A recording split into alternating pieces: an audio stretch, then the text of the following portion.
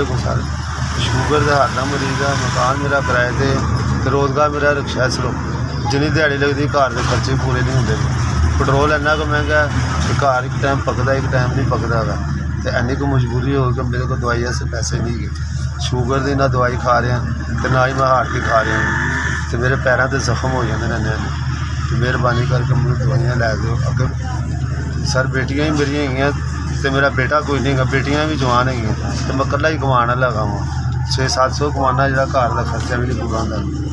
मेहरबानी करके मैंने कोई मेडिसिन लै दो अगे भी पैरों के जख्म मेरे हर हफ्ते या 15 दिन बाद छाला बन जाता है।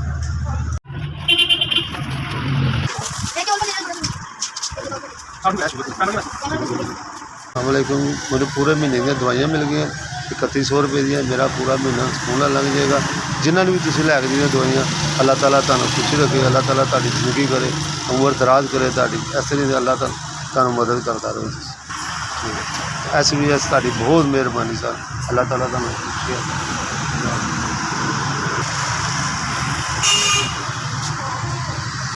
सर जी बड़ी मेहरबानी, मेरी सारी दवाइयाँ खत्म हुई ने, मैं सारी दवाइयाँ लै दो क्योंकि तुम मेरी बड़ी मदद की।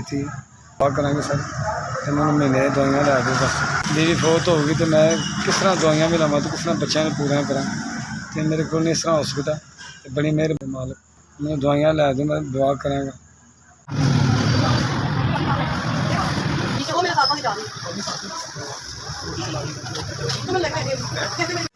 सर जी अल्लाह पाक तुहानू तंदुरुस्ती देवे। मैं सारा मरीज़ हाँ, तुम मैंने महीने की दवाइयाँ लैके दी, अल्लाह पाक तुहानू तंदुरुस्ती देवे।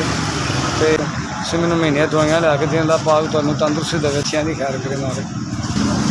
मेरे गरीब की मदद की, पूरे महीने दवाइयाँ लैके दी ने, मैं पूरे महीने दवाइयाँ लैके दी।